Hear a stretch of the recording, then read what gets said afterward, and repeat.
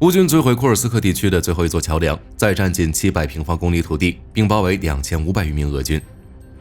红军城危机，俄军已经占领纽约，距离红军城只剩下10公里。希尔斯基会不会支援该地？精彩资讯即将开始。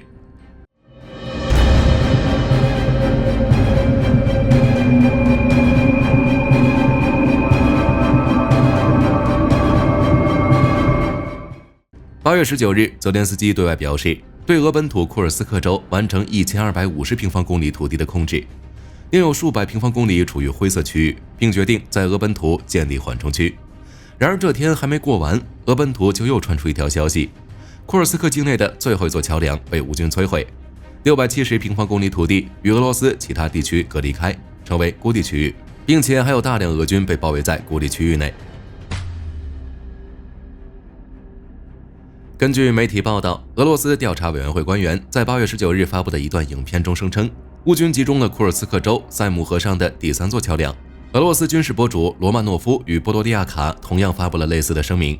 如果该消息属实的话，这将成为乌军针对靠近苏梅州边境的格鲁什科夫斯基区最后一座固定桥梁的成功打击。有目击者表示，第3座桥梁的桥面仅剩下1米多宽的部分勉强连接，但已经无法承载任何轻重型车辆通行，随时都有完全断裂的可能。8月16日，乌军摧毁了位于格鲁什科沃的桥梁。8月17日，又摧毁了位于埃兹诺万的另一座桥梁。在2座桥梁接连被摧毁后，第3座桥梁可能随时会被摧毁。再加上俄军也已经失去了东北部的克列涅沃，所以就俄罗斯军事博主表示，当地居民已经接到命令，放弃塞姆河西南国土，居民悉数撤离，也就是图片中的绿色区域，面积达到670公里。8月18日，就有消息显示，当地居民已经通过乘船的方式进行撤离。这些被摧毁的桥梁是俄罗斯用来为前线部队提供后勤补给的通道，而在第3座桥梁也被摧毁之后，使得塞姆河西南地区成为孤立区域。在这片区域内，除了有当地居民以外，还有2500余名俄军。要知道，在8月19日，乌克兰总统泽连斯基宣布，目前已经控制了1250平方公里的土地和92个定居点。如果算上俄乌交战的灰色区域以及塞姆河西南地区的670平方公里，乌军控制的领土面积将超过2000公里。与此同时，俄军为了夺回领土，从乌克兰战场调回大量兵力，而乌军为了继续扩大占领区，同样从赫尔松地区调遣援军，在拿下雷蒂斯克之后，又开始向里格夫方向进发。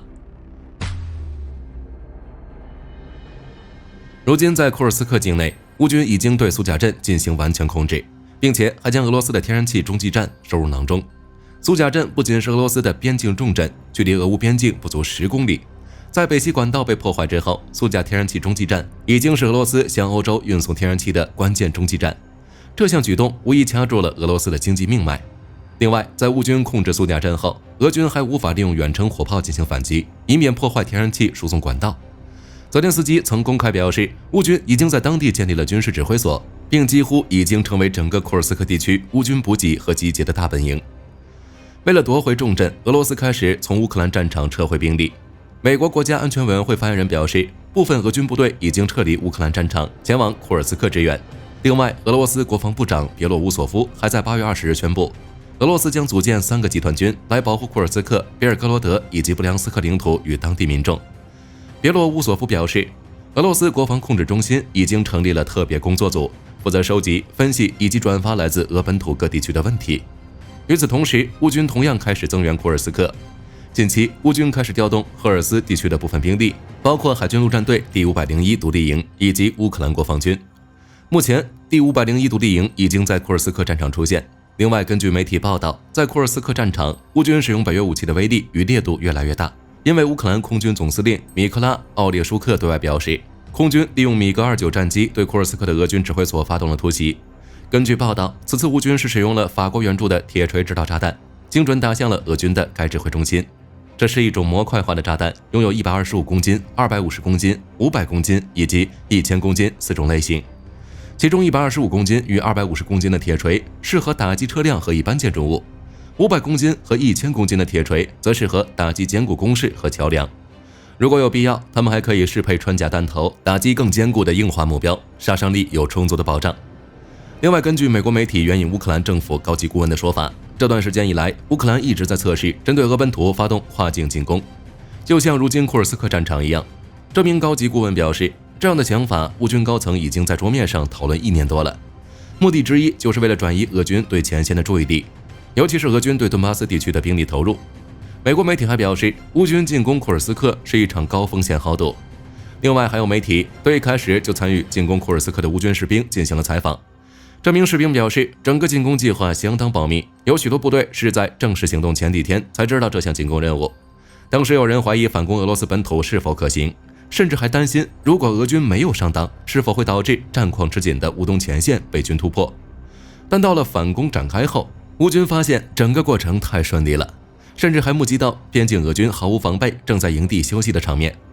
另外，俄罗斯在战事前期还存在了误判，在乌军进攻库尔斯克第1周内，只将俄本土现有兵力调动到库尔斯克，但由于无法集结到压倒性的反击兵力，所以无法击退乌军进攻。这一点也透露出俄军当前的兵力与后勤调度是无法有效应对其他战场的。如果俄军无法有效阻挡乌军攻势，那么乌军会继续深入吗？下面我们将目光放在乌克兰战场。根据媒体报道，俄罗斯中央集群于8月18日晚间发布消息称，已经全面占领乌克兰顿涅茨克方向的小镇纽约镇。纽约镇，俄罗斯称为诺夫哥罗德西克。该条消息也得到了乌克兰群组的确认。乌克兰方面的电报群组表示，俄军在杰尔任斯克方向取得进展，并且占领了纽约镇，目前正向托列茨克方向的涅列皮夫卡推进。在地理位置上，纽约镇位于乌克兰东部顿涅茨克地区，处于顿涅茨克城以北，加索菲亚尔以南。在2014年，曾是乌克兰作战部队与乌东武装作战前线，这是乌克兰东部要塞区域的一个核心。这座城市虽然与美国东海岸大城市同名，但其实两者没什么关系。但随着前线越来越近，乌克兰东部城市前方的3条防线有2条被突破，让红军城的重要性一下子显现出来了。红军城位于顿巴斯地区的西部，处于 M30 高速公路上。这条高速连接着顿涅茨克、波克罗夫斯克、帕夫洛格勒以及第聂伯罗彼得罗夫斯克，是基辅到顿涅茨克的主要路线，属于乌军的补给大动脉。当然，乌军还有替补的补给线，是位于哈尔科夫的 M03 高速公路。但由于不太方便，使其只能充当次要路线，尤其是对于顿巴斯南部地区来说。当红军村远离前线时，是顿巴斯乌军的完美作战后方，能够利用红军城快速为顿涅茨克、戈尔洛夫卡以及巴赫穆特附近的乌军提供所需要的补给。但随着战线推进，红军城不再处于大后方，反而成为前线的战术后方。而且随着俄军的不断推进，红军城迟早成为真正的前线。截至目前，俄军距离红军城仅10公里。火力军推测，希尔斯基可能不会对红军城进行增援，因为此时的乌克兰需要将精锐用在更有战略价值的方向，哪怕会因此丢掉红军城。当然，也没有必要太悲观，看看下面这幅图，其中黄线与蓝线区域是整个顿涅茨克州，红线区域是过去1年中俄军占领的土地。按照俄罗斯的战略目标，俄军需要推进到蓝线才能实现普京在2022年宣布的解放顿巴斯的战略目标。但是俄罗斯也不想想，俄军用了1年时间才占据了其中小小的红色区域，对比剩下未占领的区域，俄军需要用多少时间、多少兵力才能真正实现目标呢？即便俄军距离红军城只有10公里，当初的巴赫穆特，俄军距离城区可没有10公里，却依旧花费了巨大代价才拿下。据波兰媒体8月17日报道，乌克兰总统泽连斯基发布了一段影片，展示了海王星导弹的新型号。影片显示，当乌克兰进攻库尔斯克时，使用了增程型的海王星导弹，摧毁了哈利诺军用机场的弹药库。这是继去年9月传出消息之后，乌克兰首次公开增程型海王星并用于实战。海王星导弹由乌克兰射线设计局研制，最初的设计理念仅是作为一种常规的反舰导弹，射程只有280至300公里。2022年4月，乌克兰曾使用海王星导弹击沉了俄黑海舰队主力舰莫斯科号，显示出该导弹强大的破坏力以及巨大的发展潜力，从此开始受到各国军方的密切关注。据乌克兰表示，增程型海王星导弹已经不再局限于反舰作战，还可以用于对地打击任务。并且增程型海王星的射程也增加到了400公里，飞行高度在10米到300米不等。这就意味着，在增程型海王星接近目标时，可以利用掠地或掠海飞行来避开敌方防御系统的探测，进一步增强了远程精准打击的能力。值得注意的是，乌克兰还对外表示，增程型海王星导弹只是国防先进导弹能力计划中的一部分，未来还将会把国内导弹的射程提升到1000公里。为了应对这一威胁，俄罗斯准备在各个地区部署更多如 S-400、Buk M3 的先进防空系统，且还会在各个防空师安装 40V6MD 低空探测塔、9S36M 雷达照明器，以对抗具备掠海地飞行能力的导弹。此外，俄罗斯还将会在已判定为导弹袭击高风险的地区建立配备 R771 导弹的苏30 SM-2 机队，进行安全巡逻任务。据路透社8月19日报道，立陶宛已经着手在边境地带建造德国军事基地，预计将于2027年底完工。届时，该基地会成为德国军队自2战以来首个在海外的永久性驻扎地。这个基地位于立陶宛首都维尔纽斯附近的鲁德宁凯，距离白俄罗斯仅20公里，能够容纳多达4000名士兵。在基地内部，为了满足士兵的日常训练，设有各种射击训练场。另外，还能在基地部署和维护包括装甲车辆在内的各类军事装备。根据立陶宛计划，在未来3年内，立陶宛将花费10亿欧元来建设这座军事基地。值得一提的是，据德国之声报道，此前德国已经在立陶宛境内部署近1000名士兵，但立陶宛仍然觉得不安全，一再呼吁德国派遣更多的作战部队。直到2022年6月，德国对外宣称将派遣一支完整的旅级部队，以保卫立陶宛的安全。鉴于立陶宛此次大规模的建设计划，再加上路透社今年6月份的报道，德国政府已要求议会拨款29.3亿欧元，订购105辆豹2 A8 坦克，其中的部分将用于装备立陶宛基地。这些迹象似乎是在证实德国已启动上述旅级部队的部署计划。不过，由于德国近日频繁传出财政预算不足的信息，可能会影响到该计划的进程。据国防邮报8月19日报道，美国已批准向加拿大出售120枚 AIM-9X 响尾蛇 Block 2战术导弹、48枚 AIM-9X 响尾蛇 Block 2加战术导弹以及各种训练弹，并提供相关的后勤和项目支持，总价值约为2.646亿美元。作为美军服役时间最长的空导弹，在68年内 AIM-9 已经衍生了多款型号，并成为许多空军的标配武器。AIM-9X Block 2是该导弹量产版的最新型号，其采用最先进的主动红外制导系统，配备头盔提示系统，还改进了红外对抗措施。而 AIM-9X Block 2加则是在 Block 2基础上改进而来，其中一个关键的区别是集成了数据链，可实现在飞行过程中接收实时信息，提高准确性和适应性。至于说加拿大为何要大批量购买 AIM-9X， 主要是为了补充加拿大皇家空军的弹药储备。去年5月，加拿大曾表示会向乌克兰提供43枚 AIM-9 导弹，用于装备 NASAMS 防空系统，以加强乌克兰的防御能力。这一援助行为在今年5月得到证实，乌克兰的 NASAMS 防空系统确实使用了最新版本的 AIM-9X 导弹。另外，购买 AIM-9X 导弹还能增强加拿大的国防力量，并确保美加两国军队之间的互操作性。8月19日，由800多名士兵组成的丹麦皇家武装部队营在阿达奇军事基地举行仪式，宣布正式并入拉脱维亚多国旅，之后将会在拉脱维亚和瑞典轮流执行派遣任务。今年7月，北约为加强前沿存在，将拉脱维亚战斗群的规模提升到旅级，并在拉脱维亚建立新的北约多国旅。该旅以加拿大为核心，并包含有诸多派遣国的部队，如捷克、丹麦、冰岛、意大利等国，累计将由3500多名士兵组成。随着丹麦武装营的整合，拉脱维亚多国旅应对威胁的能力得到加强，预计到2026年，该旅将达到全面战备状态。据韩联社8月20日报道，美国和韩国签署了一份新合同，将向其提供36架 AH-64E 阿帕奇直升机、72台通用电气 T700 发动机、36台 AN/ASQ-170 现代化瞄准系统，并负责相关后勤工作，总价值约为35亿美元。